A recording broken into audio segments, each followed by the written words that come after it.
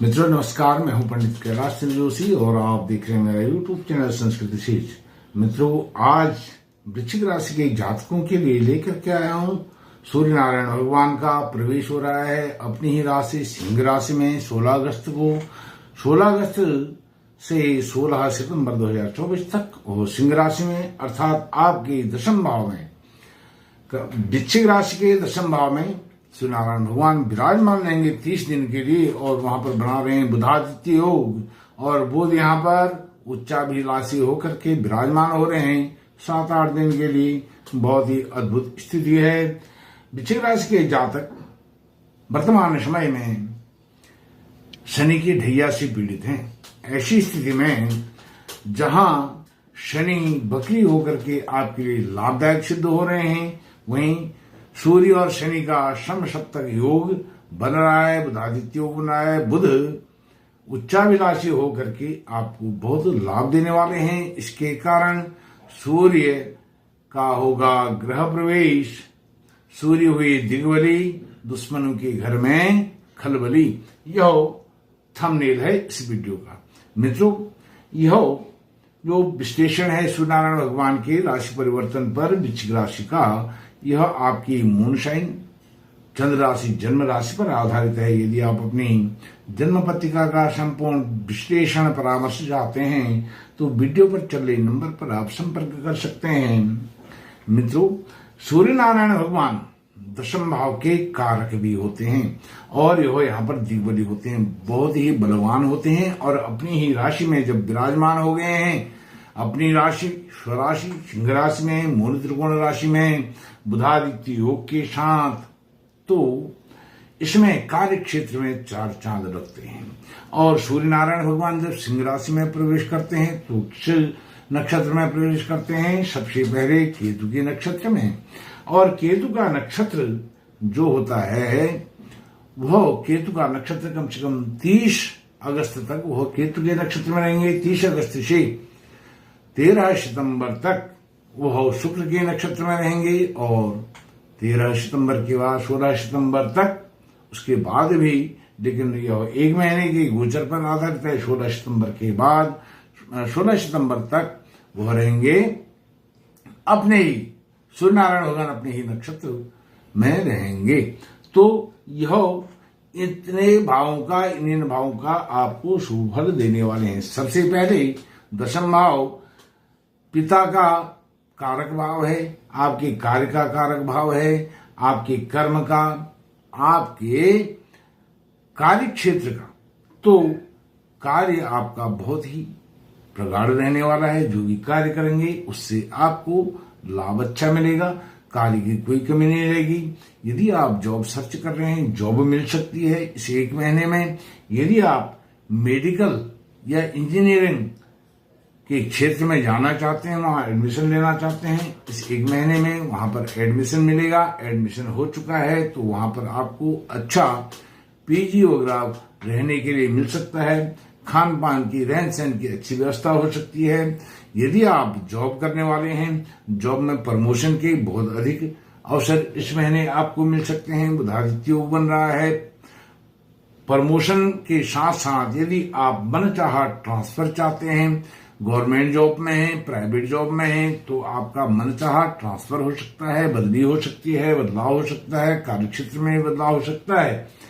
और आपके लाभ भाव में केतु महाराज विराजमान हैं और केतु के नक्षत्र में सूर्य नारायण भगवान का जब आविर्भाव हुआ है तो लाभ भी आपको अच्छा मिलेगा, क्योंकि केतु के नक्षत्र में है तो लाभ भाव से भी आपको बहुत अच्छा लाभ मिलने वाला है। अर्थात जो भी कार्य आप करेंगे, जो भी आपका कार्य क्षेत्र है, उस कार्य को करने से लाभ आपको केतु देने वाले हैं।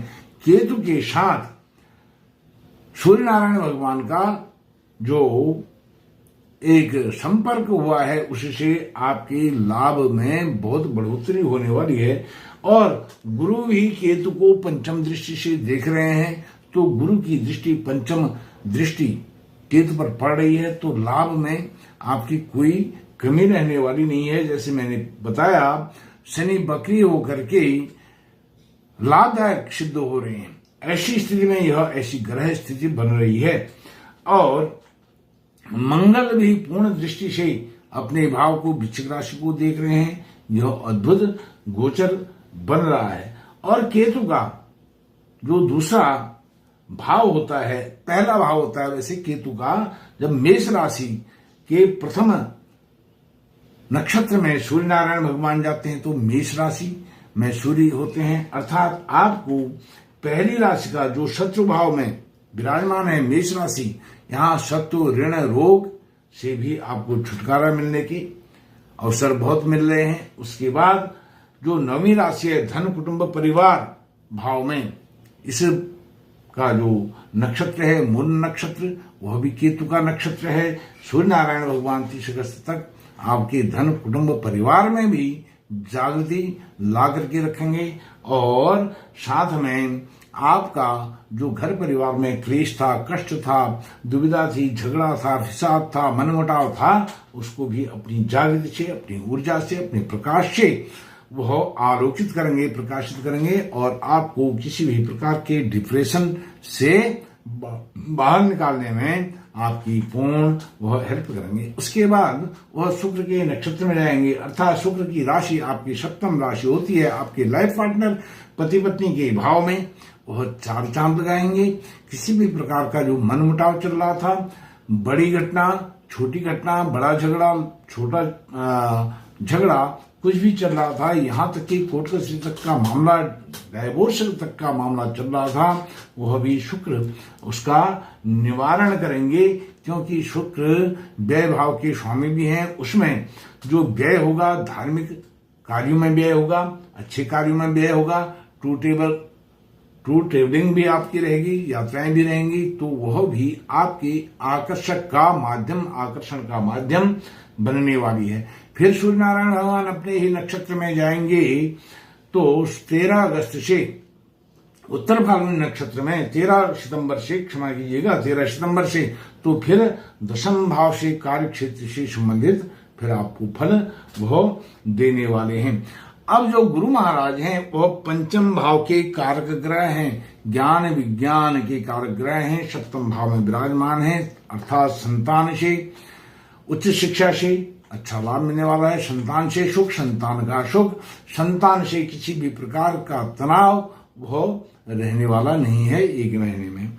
और इसी के साथ जो आपका भाग्य भाव है, भाग्य भाव उसमें भी शनि का, अर्थात कर्क राशि में भी शनि की ढैया का प्रकोप है। इसके कारण सूर्य नारायण भगवान जब दशम भाव में हैं, दिग्बली होकर के हैं, तो यह सारे भाव आपके अनुकूल हो जाते हैं 1 महीने के लिए। और सूर्य शनि का समसप्तक योग, यह बहुत सुंदर योग आपके लिए बनने जा रहा है।